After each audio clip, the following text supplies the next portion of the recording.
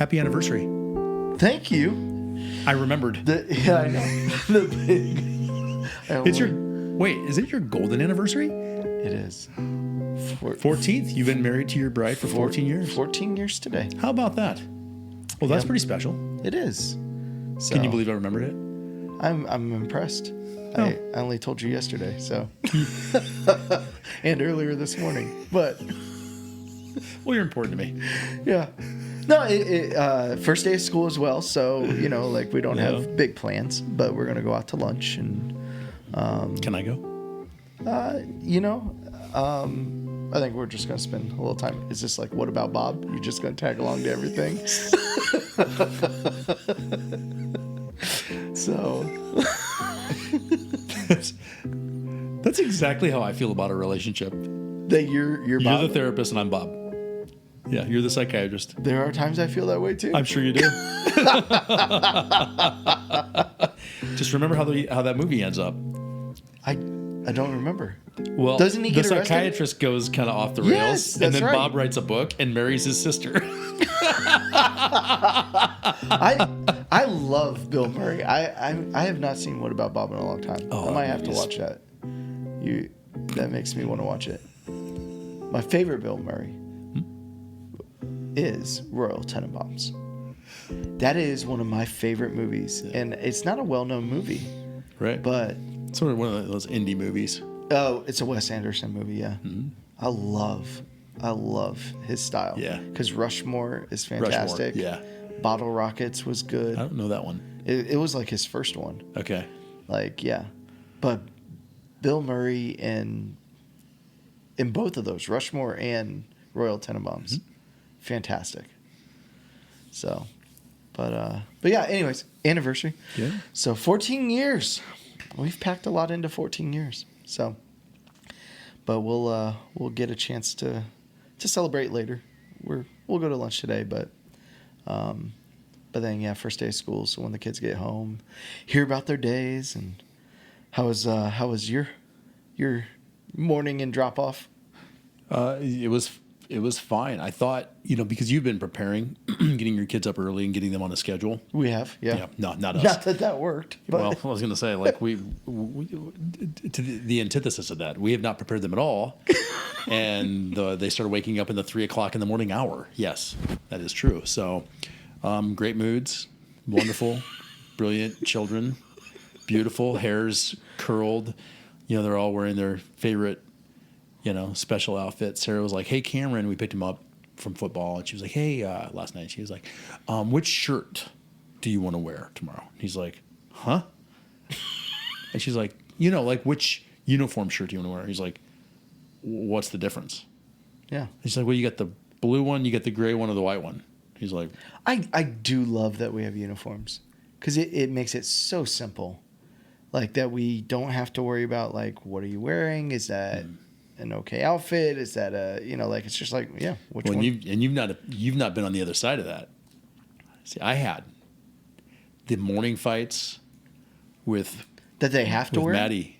No, Maddie and Sarah used to get in these brouhahas in the morning about what she was going to wear to school. Oh, and she was little, and it was like, no, you can't wear that to school. She's like, I want to wear it to school. No, now it's like. The only thing we face is whatever Hudson wears, Beckett wears the exact same. Beckett always wants to wear, like... That's cute. Hudson put on white shirt, blue shorts. Beckett comes out in white short, blue shorts. He wants to wear what... And Hudson's always like, oh, Dad, don't let him dress like we're me. Not twins. And I'm like, look, he wants to dress like you. And Beckett's just standing behind him with a big smile, just... And is it that he wants to dress like him or that he wants to antagonize him by dressing like him? Oh, it's probably both. Probably both. He enjoys both. Yeah. But yeah, Beckett was the only one in our house that was excited this morning. Yeah. Yeah, Peyton didn't have her hair right. That was a fiasco. Delaney forgot something, and so she was in a bad mood. Hudson just woke up cranky. So, yeah, Joe got them all dropped off. I was like, how was the ride? She was like, I'm sure those teachers, but I'm sure it's like every kid, like I'm sure the first day of school is awful for the teachers. Yeah. Like I'm sure every kid is like, I haven't gotten up this early. I haven't, all summer I've been doing nothing, and now Although I don't think the first day is very hard. I don't know. I got an email from one of the teachers with seemingly his entire script for the entire year of one of the classes. So that it you seems can like teach he's it from jumping home? right into it. Well, but yeah, I bet when they're older that. But it's Yeah. Cam's first day of middle school. Yeah. Does he seem nervous? No.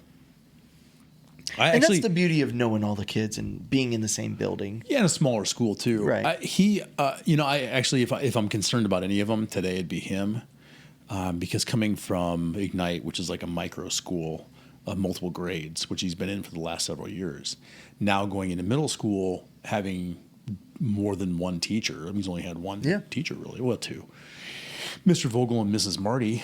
So I'm a little concerned about his getting accustomed to that. Yeah. And he, you know, he's not the world's easiest personality.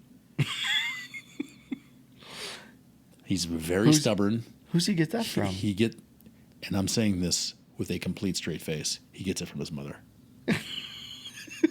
Dude, his love for logistics about where we're going, why we're going, how long does it take to get there, how long we're going to be there. He was doing it with something just recently. And Sarah and I just kind of laugh. Just meaningless stuff. We're talking about stuff, like a week from now. And he wants to know how long it's going to take to get there. It's not like we're not taking a road trip.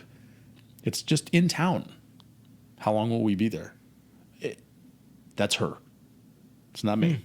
So he has that sort of interesting quality to him, to his personality, where it might be a rough transition for him. It might be.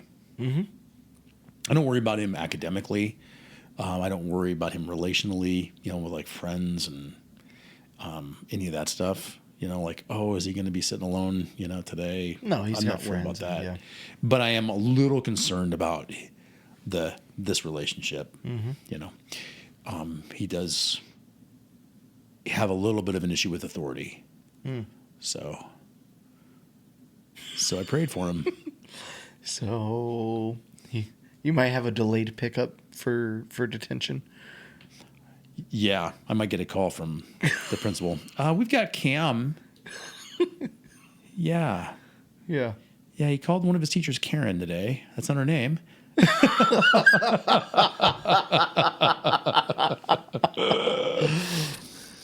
So. Yeah.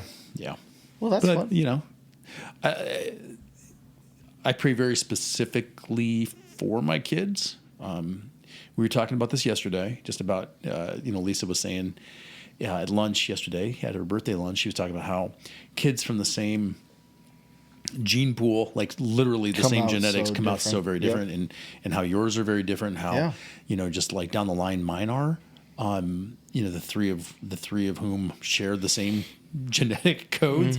They're so different that I have to pray for them. I get to pray for them very specifically. Yeah. And I laugh as I'm praying for them. Yeah. I laugh because I think I just got done praying for one kid and I'm praying for the next one. It's a completely different prayer because they're not even remotely the same. What amuses me, I get laughing in my prayers sometimes, is as my kids have grown up and their personalities have come out more and just who they are, like just kind of you're talking about Cam's way of thing, like in each one of my kids, like I see those, how I'll start praying for them and realize that's the same prayer I pray for me. Yeah. Like, oh, that's me. Yeah. And now and I think there's things that you pass along to your kids that you're like, oh man, like they react that way. I react that way. Like I wish you wouldn't have picked that up from me, but like, so it's just interesting when I see myself in them and all of a sudden I catch myself praying for the very things that I'm praying for me. And it's like, all right, well, but who better to try and help them and equip them and for sure. Yeah. Somebody who can actually speak from experience. But at the same time, it's the things that frustrate us about our own kids. It takes that time in prayer to realize, oh, wait. Yeah. Yeah. Well, and it's funny because I think we do it in marriages too. The things that frustrate us about our spouse are the things that frustrate us in our kids. And we're like, you're just like your mother. Oh, yeah. It's, I don't, Yeah. I mean, I don't really know what you're talking about. No, I don't you get frustrated don't. with with my wife No. ever. No, but my wife and I, You get frustrated with Joe? very rarely. Because can I just I jump in am real quick? the- I'm going to interject. I can't ever imagine any reason that you would ever have to be frustrated with her. No, it's true. It's very rare. Yeah. Yeah. I'm usually the culprit of the frustration in the house.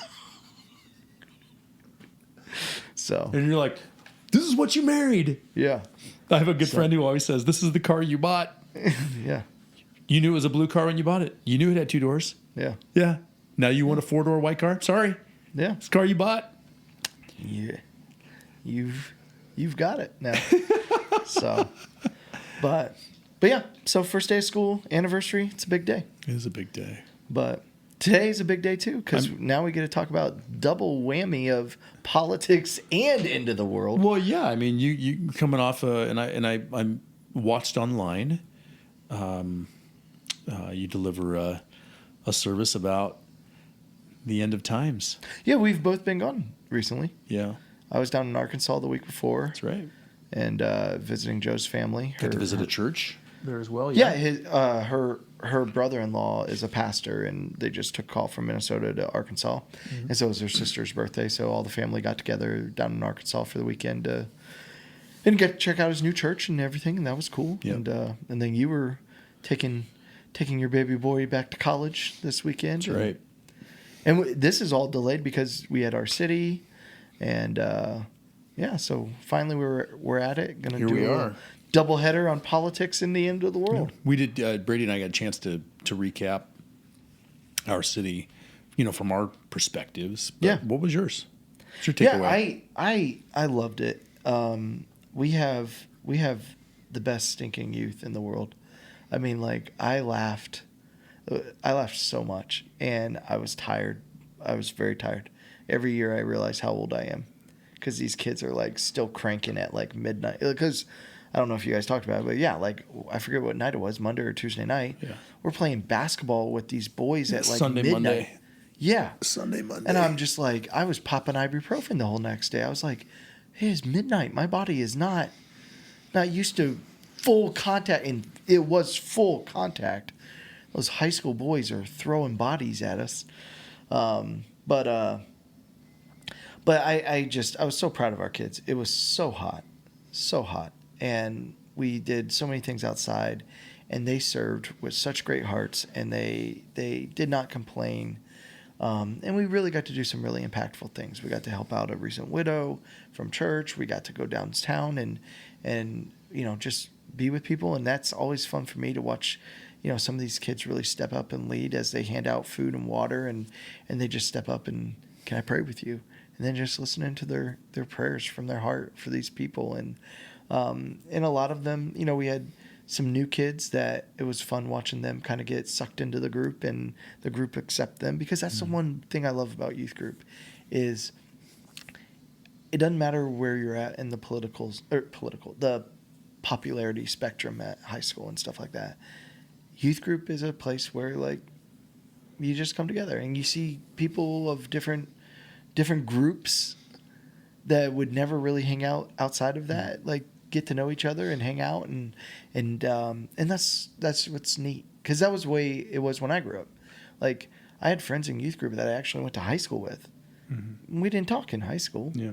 Like at school, we just were in different circles. Yeah. And we would get together on Sundays, and it's like, what was happening in your week? Oh, I heard something about that. Yeah, like and it was okay to just have church friends. Like your connection is church, and that's good sometimes, because sometimes your family circle friends and your school friends, you need a break, and it's nice to have church friends. And so I love those two things. I love watching the kids grow deeper together. And there were some new freshmen that, like nobody really knew Tony that well. And by the end of it, I mean, who doesn't love Tony? Adventure. And he was. And so I love watching the kids get sucked into it. And I love the relationships. But then I'm watching them serve. And they serve so hard. I mean, it'd be cool to total it all up. I don't know what it is. But literally they impacted thousands of lives between the 9 different we were there for 4.5 days, and we did 10 different serve events, and it was huge. It was huge to see the impact 31 high schoolers could make in 4.5 days, and so that was awesome. So, but yeah, it's also been 2 big weeks of topics for me. 2 out of the last 3 weeks, politics, and yeah, I got some feedback. And I want to address that too. There was a couple. Everybody was very polite. But just got some feedback of like, hey, it kind of felt like you were saying Democrats are less godly than Republicans, and it kind of seemed like you were giving Trump a pass on a lot of things, and it was only 2 or 3 comments that I got, and I appreciate that. Like, I always want to hear, like, if somebody hears the sermon and something doesn't sit right with them. Yeah. And I think you said we even got some dislikes on the video. Well, yeah, because which I appreciate, because that says it's getting. I never want to preach to the choir. You know what I'm saying? Like, yeah. And so if someone's disliking the video, like, good, it's getting to people that we want to get it to. Yeah. Because if we're not getting dissent, then we're not reaching the people. And it was interesting this last week too with the end times, because there were people that had some rapture views and some others that, like, as we talk through that, and that's not what the Bible really supports, and so I got to have some. So it's just two interesting topics that actually got some feedback, and that means that we're doing the right thing, that we're talking about things that matter to people that we need to talk about. Well, and I think that if I had to say anything about the state of politics in today's climate, it's that we don't talk anymore. Whether we're afraid to express our opinions because it's so demonized, strangely demonized to have a political opinion, or to have an inclination to vote for one candidate or one party over another, like, that's okay. We're not supposed to be the same. We're not all robots. We're not all supposed to feel, and we come from different experiences and different backgrounds and everything else. There's only 2 options, and not everybody fits in those 2 options. I thought that was a great point that you made before about that. It's so tribal. It's like, you're either this or you're that. It harkens me back to George W. Bush, who's, when he was talking about the terrorists, he's like, with regard to 9/11, he's like, you're either with us or you're against us. Mm-hmm. And that somehow is now the political parties. Yeah, it is. It's so tribal. I'm telling you, like, it's so interesting to me, and I've voted a certain way for years, but I'll go back and look at some of the people I voted for in the past, and I'm like, I don't really care for that person, or my views have changed on that subject, mm-hmm. or that policy, or that strategy, where I would have voted differently. Mm-hmm. We don't all just fall into these funneled parties and these tribes. It's not us against them. It's not you against me. And the fact that we don't feel like or disallow conversation about things it's tremendously sad, and I also think it's shameful. But not only are the conversations not allowed, I don't think a lot of people even want to engage in the conversation with the other side. And that's I don't want to hear you out. No, I'm closed-minded. That type of deal. Yeah. I don't think people are open to hearing the other side, and as we step back and we look at the state of politics today, what we talked about, I think, is the reality that when you look at the political spectrum, Jesus' answer when he's asked about it, because like they're coming to him and they're like, hey, Caesar is demanding all these taxes, yet Caesar is awful. And, so should we support him? Should we turn against him? Like, what do we do? Do we revolt against him? And Jesus' response is, render unto Caesar what is Caesar, and to God what is God. And then, you fast forward to Romans 13, and Paul says, some really challenging words. He says, look, every authority on earth has been put in place by God. Yeah. That doesn't mean that that person has done or what God wants, or that God condones everything that person does. But that person's in place sometimes as a judgment against people, but sometimes, as a lesson to people of, God says in the Bible, sometimes when he wants to punish us, he gives us over to our desires. He lets us have them. Oh, we want this and we want this. Okay, see how that plays out for you. I'll give it to you. I won't fight it. I won't stand against it. See how that plays out for you. And so some of the leaders are that, and so we step back but once again, like the Bible is very clear. Like our leaders deserve our respect and our duty to them, unless they're doing something that truly, makes us not able to follow and worship our God, then we stand up. Yeah. But at no point does the Bible say, and when you stand up, the Bible is very clear. It's going to cost you. It's going to cost you to stand up. Yeah. And so how I tried to take this whole topic of politics and how do you split this? I just said, Jesus says, render unto Caesar what is Caesar and render unto God what is God. So, the first topic was, what do we owe our government as Christians? And what we owe our government is to be good, faithful, servant citizens. That even if we don't vote for the person, even if we don't support the person, even if they have policies we don't stand for, that we are going to honor the position. We're going to serve well. We're going to pay our taxes. We're going to do what we're called to do.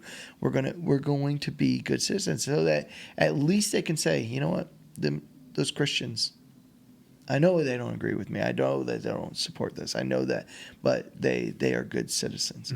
That we owe our government that, and we owe our leaders that instead of in 2 Timothy it talks about that we're supposed to pray for them, and too often we bash them instead of praying for them, and we're called to pray for them, and that's what we owe our government. But then the other big side of it, and this is where I think we have the huge challenge today, is, well, so what do we owe God when it comes to our politics? And that's very clear, that God says, look, I'm supposed to come first, not your political party. And I think that's where all the pushback that I get comes from. That's where all the pushback that I think in the Christian church, because the reality is we ought to have the ability to be together as Republicans and Democrats under the banner of Christianity, that we can be together. And I think both parties have gone away from the middle and have gotten more to the extremes and polarizing. And kind of like you said earlier, like I don't think a lot of people fit perfectly into the Republican Party or the Democratic Party. It's just, well, I gotta vote one way or the other, and this has more of what I'm looking for or less of what I'm looking for. But then what happens is, you start voting Republican, they start really trying to turn you against the Democrats to enemies. And when you start voting Democrat, they really try and turn the Republicans into enemies, and you get caught up in it. What it reminds me of, as you're talking, it's just kind of coming to my mind, how tribal we are as a society over sports. Yeah. So whether it's like the international community, when it comes to like football, soccer, they're ruthless. Yeah. Those fans are ruthless, not only to one another, but to the opposing team. Yeah. Is a horrible things. Or we as like American football fans or whatever, like we're so tribal about like our colors, and we get personalized they fight plates. in the stands in the NFL games. And stuff. Yeah, the stands, the parking lots, they throw beer on each other.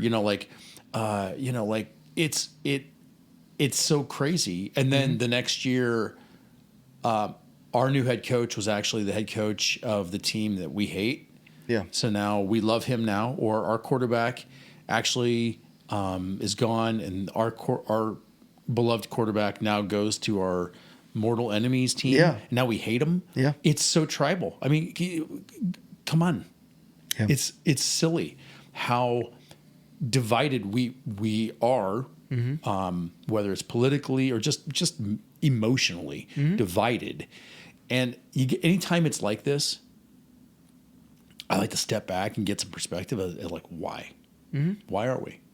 And I think the big answer that we tried to wrestle with, or that we tried to put forward, was in Ephesians. It talks about this, that we don't wrestle against flesh and blood. We wrestle against the principalities and the powers of the evil one.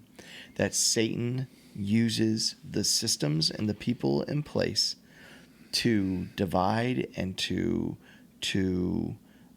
create hatred and animosity and evilness and spitefulness and revenge. And he does this, and people get sucked up into it. Because, what we talked about is, look, your enemy is not the Democrats, and your enemy is not the Republicans. Your enemy is Satan, and he is trying to get you to hate people who you are called to love. And I'll take it a step further, because we have gotten so ridiculous about things. The opposing party, their candidate is not Satan. Correct. Okay. So if you're trying to say this Trump person and is the Kamala are not Antichrist, Satan. this is Hitler, literally, sorry, No. that's not true. And if you're thinking that, or you're saying that, take a step, just back up for a second, and think about what you're saying. Yeah. Think of, how are you thinking that? Like, that is not of God. It is not. Everybody take a breath. Yeah. Take a breath. We're all in this together. And let me say, we're all here. because I had this conversation yesterday with somebody.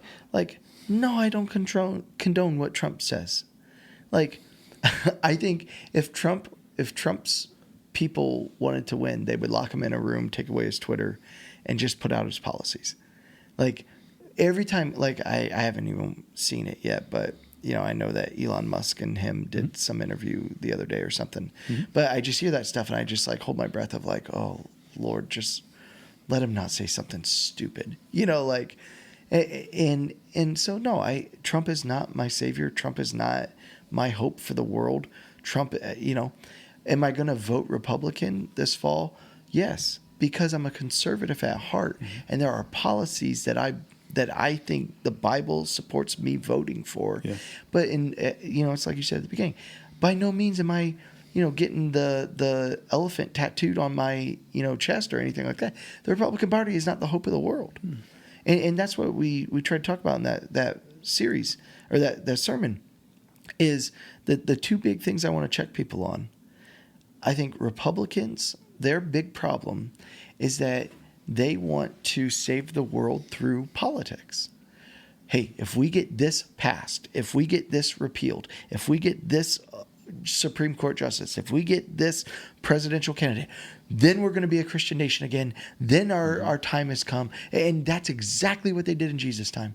They were like, Jesus, come and be our political leader. Come and take the reins. Come and make your kingdom come here on earth. And God never said, I'm going to save the world through politics. Well, and to your point about taxes, that was the setup question. Yeah. They're trying to set him up. Right. In his response, much in the same way when the devil was attempting to tempt him, it was all set up questions, every single one of them, and his responses were in kind. Yeah. I mean, look at what Jesus says. He has the disciples. They're saying, how do we make this kingdom come? How do we grow this thing? And he did not say, get involved in the political system. Yeah. Let's get this repealed. Let's run for office. Let's get this person elected. Let's change this policy. Let's create a government that looks like this. His mission for the world is the church, not the government. And I think there are so many Republicans today that get lost in that. And their mission and their heart is to change the government. Yeah. Now, as good citizens, we should absolutely vote the way the Bible tells us to vote. We should support our leaders. We should be involved in, if you have a vocation or a call to be in office, go for it. But that is not God's mission on the earth. The church is. The church is what he's going to save the earth through. And then on the Democrat side, I called it out, and I still stand by it. A couple people, like I said, reached out and were like, you implied that the Democrats aren't godly people. And I'll stand by what I said. And that's not what I said. I did not say the Democrats aren't godly people. What I said, and I stand by this, is if you were to sit down with me and not say, well, this is what I think. No. I don't care what you think. If you were to sit down with me and I was to list out line by line the agenda items of the Democratic Party, and you're like, well, I don't support all that. Shut up and listen to the words I'm saying. If you were to list out the agenda items of the Democratic Party that Harris has said, that Waltz has said, that the DNC has said, you are going to find a very long list of things. The majority of the 60, 70% of that platform that does not go with the Bible. So and to jump in here, again, going back to the tribal, like you either fall in this party or this party, right? Which is absolutely asinine. Go back and look at Democrat policy from 20 years ago. Not even 20 years ago. Go back How 15 radically years ago. it's changed. It's very, very different. So if you grew up being a Democrat, and now you're taking offense to saying, hey, I can't vote for these things. Right. I can't vote Democrat because of what their the points of policy they're going to push for. You just go back to Clinton. You go back even to Obama, and it's gone. Right. It's gone. So we're talking 2012. It's gone far left from Obama. Right. So we're not attacking the party. We're saying these policy points I cannot vote for. That does not mean that anybody running on the other ticket, I agree with everything. It's just like anybody it's like anything else, coming to GraceHill and saying everything Justin says I agree with. No, That's not real life. It's like working for an organization. It's like working for a company and you have a manager and that manager, everything that manager, I mean, you're not going to agree with or support absolutely everything. I mean, the absolutes have got to go away. Right. And so to the person that's like, well, I'm voting Democrat and you're saying that I'm not godly. No, I'm saying if you can come and sit down with me and say, I am voting Democrat, and here is the godly reasons why I'm voting for this. Because like I said, it's not 100%. There are godly things on the Democratic side. There are policy points on their agenda that do support what God would want us to do. It's not all or nothing. But there are some huge ones on the Democratic ticket that absolutely go against the Bible. And there are, and that's the first response is, oh, are you saying there's none on the Republican side? Grow up. No. Of course there are some on the Republican side. There is greed, there is corruption, there is all kinds of stuff on both sides. But what bothers me as a pastor is the Democrats that vote, the Christians that vote Democrat, the way that they just excuse the things that they vote into power by saying, well, I don't support that, or are you saying your side's perfect? The things that you just excuse, you have to understand why the Republicans in the Christian church are going, how can you? Because some of those agenda items are literally against the church. Yeah. There are Democratic agenda items that are literally going not against Christianity. They are literally thwarting churches. In New York City, they're trying to rid public schools from allowing churches to be there. That's one of the hugest places for church plants to be. Yeah. is inside schools. Yeah, in a government in a And government in New York City, facility. they've already done it once where they've kicked them out, but now they've allowed them back in. But now it's back on the ticket where they're literally trying to get rid of places of church. And so, like, this is not, oh, you Democrats are so bad. It's, are you eyes wide open on this? And are you excusing things just because this is how you've always voted, or just because because here's the problem. I think a lot of Democrats vote the way they do because they cannot stand somebody on the other side. I think more people will cast a vote for the Democratic ticket this November because they hate Trump more than they stand for everything that the Democrats stand for. Yeah. And look, I am not condoning Trump. I am not saying Trump is our savior. And I'll be honest, and if this offends some Trump people, I didn't vote for him in the primary. Or we didn't even get to really, our primary didn't matter. But I was not going to vote for him in the primary. When the Republican primaries started, there was a different candidate that I was going to put my name behind. Yeah. Now, am I still going to vote Republican? Yes, and I don't apologize for that. And I want to say something about that real quick. Because I do think it's unfair the way that Republicans are treated in America today. I do, and I'll say this as a conservative. And I say this all the time. When people ask me, "Oh, where are you at politically?" I'm a conservative. That's what I say. I vote Republican, but I by no means am one of those that just endorses that ticket and endorses that person, because there are things on the Republican side that I don't stand for. And there are things on the Democrat side that I'm like, those, I wish I could a la carte, take these things and put them together. I can't. I have to vote one or the other. I vote for pro-life things. I vote for justice, like I do want the wall being built. I do want criminals not getting out just because of the color of their skin. Sure. I do want people to serve sentences. I do want, control over these certain things. I do believe in a capitalist society. I do, I do believe in these things and I vote these ways. But I just take something personal for me.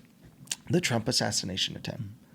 When he was assassinated, I'm a huge St. Louis Cardinals fan. Huge.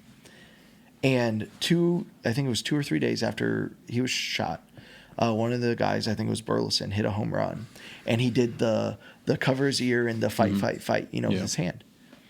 And immediately, but in the locker room after the game, he was hounded by the press. And they were demanding he apologize for supporting Trump. Yeah. The press. Yeah. Now, this is a person, Trump, who 50% of America is about to vote for, if not more. And yet you have to apologize if you publicly say that you are a Republican? Yeah. Do Democrats have to apologize when they take a political stance? When actresses or when Team USA basketball, when Harris announced that Democrats put Harris out, and Steph Curry and all them came out and said, I'm voting for Harris. Yeah. Did they have to apologize for saying that? Why does one side have to apologize? Or not even apologize, just keep it to themselves. Or keep it to themselves. Or why is one side publicly allowed to stand? Because it hasn't always been that way. No, it hasn't always been that way. And I think only a decade ago, and they had Republicans on SNL and stuff like that. Like that's unheard of now. You would never allow that. So anytime there's a push for people to not be able to say something, express an opinion, express who they're voting for, anytime there's an oppression there, probably makes sense to zoom out and say, why is that? Why would that be? Right. And then understand, even if you don't like the guy, if you can't come out and say without being canceled or, being demonized, if you can't say I'm going to vote for this guy without some serious repercussions, right? Then you need, okay, I'm not voting for that guy. I don't like that guy. Right. but so and so is going to say something about him. So and so likes him. So and so is going to vote for him, and then he's going to get attacked for that. I got to step back and say, well, that doesn't seem okay. No, it doesn't. That doesn't seem right. It doesn't. And so, yeah, I step back and I look at the political spectrum today, and I don't apologize for saying both sides are sinful. Both sides do not save us. Mm-hmm. Both sides are not our hope. And my hope is not in the Republican Party. My hope is not in the Democratic Party. My hope is not in Harris or Trump. My hope is in Jesus. Because I look at the whole system and I say it's broken. Back to the Old Testament, and sort of where we've been in our readings and talking about it as a staff. This civilization, we've been at war. Yeah. As human race, we've been talking since about the this a lot inception of time, right? Yeah. Nothing is new here. Nothing is going to change. Since the fall Yes. of man, have things been like, are we in the end times? Yeah, ever since the fall. Yeah. Ever since the fall, we've been in end times. Yep. So I'm not going to hold up a sign and say, like, the end is near, it's coming, it's nigh. It has been since the fall. And ultimately, if you're going to put on your Republican jersey or your Democrat jersey and run around and paint your face blue or red. Yeah. Wrap your car in your, appropriate colors to support your team, your tribe. Just know that it's pretty silly. It's pretty meaningless. Yep. That's not your identity. You're not either this or that. That's not how this works. And to that point, how many times have you voted for somebody in office and they don't end up doing any of the things that you voted for them to do? So I was going to make this point. Like in the primary, every candidate, very typically, every candidate moves to the extreme side. Yeah. Extreme, I don't want to use that. The word's overused. They move more right or more left depending on the party they're representing. Yep. And then when it comes, because that's how they win the primary. And then they move to the middle. And then they try to move election. more towards the middle. Yep. 100%. Like, listen, this is about power. It's about rule and reign. It's about authority here on earth. And if you read the book, you know how it all ends. Yeah.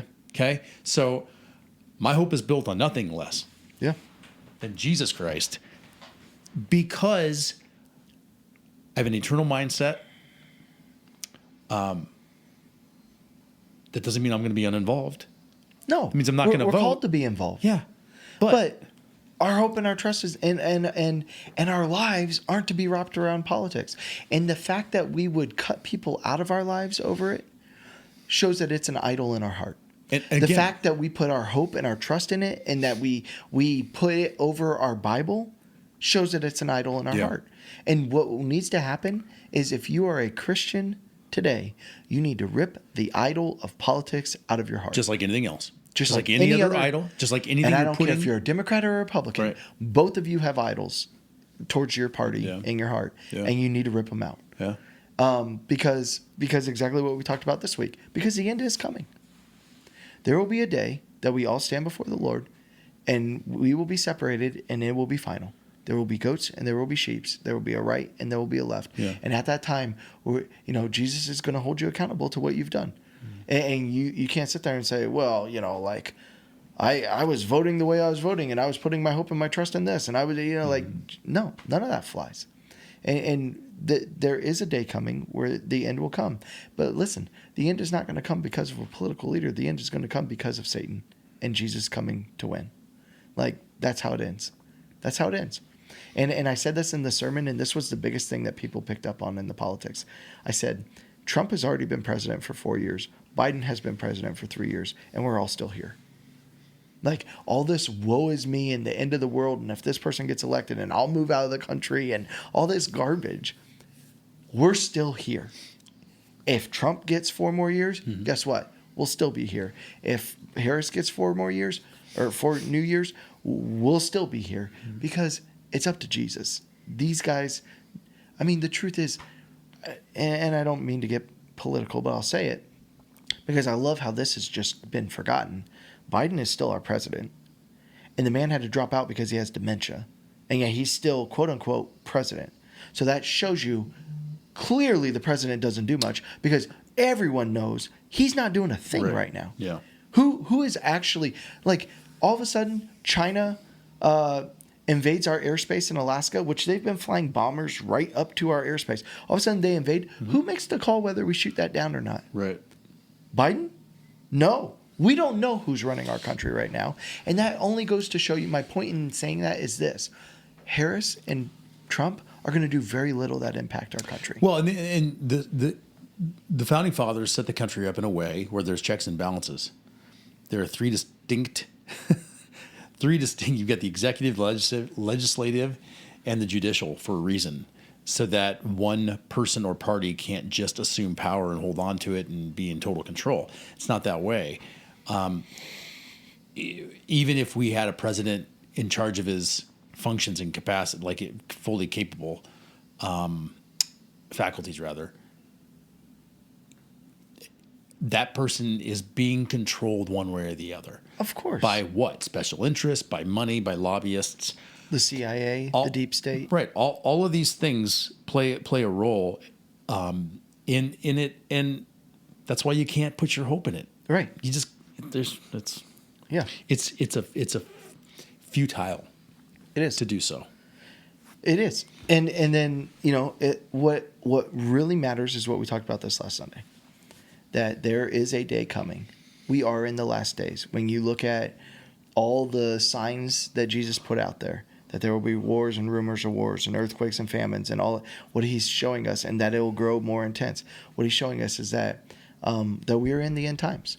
And we know from the book of Revelation that at the very end, Satan is going to be let loose, and he is going to destroy his church. He's going to destroy the church. And that the Antichrist, and this is what we pointed out in 2 John, that it doesn't talk about like an Antichrist. It talks about deceivers. Yeah. Like that there will be many deceivers. And the Antichrist is not Hitler or this political. The Antichrist of the Bible is described as someone who looks very Christian, who sounds very Christian, who will woo Christians away to a false gospel, and make themselves like Lord. Yeah. And so you can point to people in history that have fit that bill, but obviously Jesus hasn't come back. You can point to moments in history where the signs of the end times have looked like, okay, this is it. Yeah. And yet Jesus hasn't come back. Right. All of that to say, we don't know. Because the one part that puzzles me is if everything gets so bleak that the entire world all at the same time is on the verge of destruction and everything's raining down and all, then it won't really be a mystery of when Jesus comes. Because it says he's going to come like a thief in the night. It says that there will be 10, parable of 10 virgins, that 10 of them are waiting, 5 of them aren't ready, and then they have to go get stuff and they miss out on going to the prize or to the ceremony. That you don't know when the master's going to come. Well, if all of a sudden nuclear bombs are going off and everything's happening, I know me as a Christian, I'm going to walk outside and stand there and go, all right, he's coming now. Yeah. It's not going to come like a thief in the night. So I believe you can point to places in the world right now where what's being described in the final days to the church and is happening. It's happening right now. And I talked about it in Nigeria and different places, like what's happening. And you point to it through history. So we have to be ready because it could be right now. I think it will probably be worse when you read your Bible. It'll probably be worse than what we see right now. I do think it'll be a little more obvious, but I still think it's going to come somewhat surprisingly. Yeah. And especially if the attacks of the church, that's not visible to everybody. A lot of people don't pay attention to what's happening to the church. But it's going to happen. And then, we talked about, rapture, a bunch of people believe in that. That doesn't match with the Bible. In 1 Thessalonians, when it talks about that that all the Christians are going to get called up into the sky, it's talking about the last day. And then even in Matthew 24, what we were reading, where it says like 2 will be in the field and 1 will be taken away. Yeah. It's talking about the last day, that at that moment, it is final. It is complete. You are separated. And there is no going back. There is no second chances. It's done when he comes back. That's what he's talking about. Because how we know there is no rapture, and for those of you who don't know, rapture is where all the Christians all of a sudden one day just wake up, boom, gone. All the Christians are gone. And only people on earth that are left are non-Christians.